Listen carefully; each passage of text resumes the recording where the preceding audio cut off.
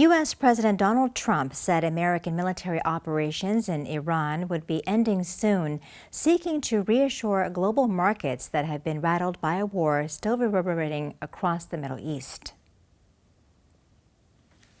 The conflict sent stock markets tumbling and oil prices surging as Tehran, under new leader Mojtaba Khamenei, fired a fresh barrage of missiles at Gulf neighbors and signaled that the strategic Strait of Hormuz would likely remain closed. Trump's comments coincide with the first day in power for the 56-year-old son of slain Iranian leader Ali Khamenei. Iranian forces simultaneously launched a new wave of missile and drone attacks targeting Saudi Arabia, Bahrain, Qatar, the United Arab Emirates, and Israel. Despite the turmoil, Wall Street later climbed back into positive territory after Trump repeatedly suggested the conflict would be short-lived.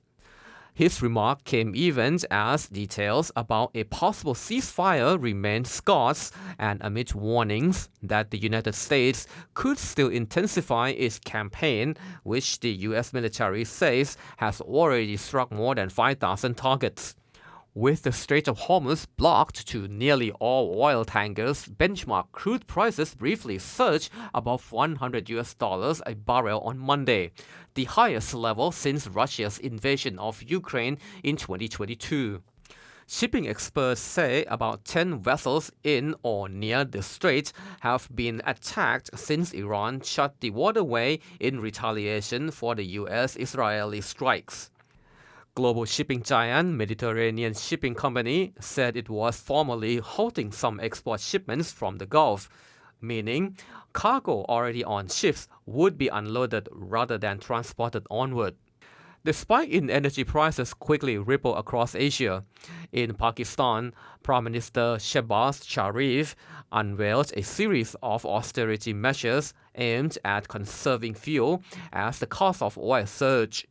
Government offices, except banks, will shift to a 4-day work week with half of the staff required to work from home. Schools will close for 2 weeks, while universities will move classes online. Sharif described the steps as difficult but necessary to shield a population already struggling with poverty from further price hikes.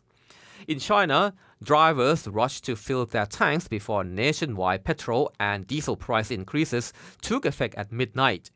Long queues formed at petrol stations in the eastern city of Nanjing after authorities announced a fuel price rise equivalent to roughly $3.75 on a 50-liter tank, reflecting the global surge in oil costs.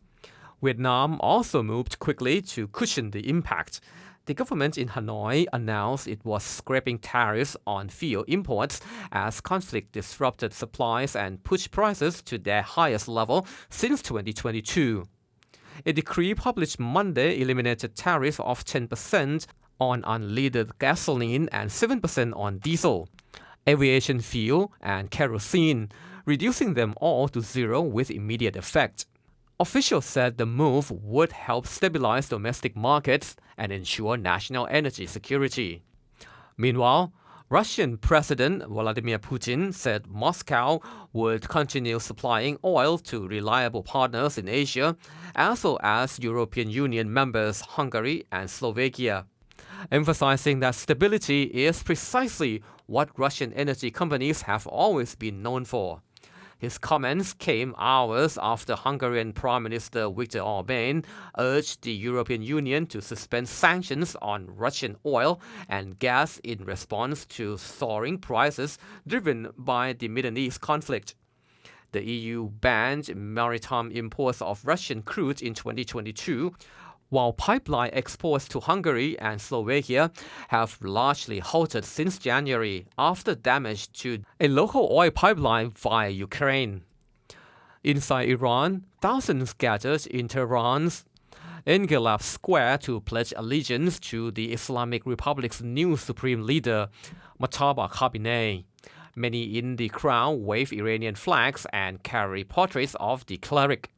The new supreme leader, a discreet figure who rarely appeared publicly or spoke at official events, has yet to address the nation since his appointment.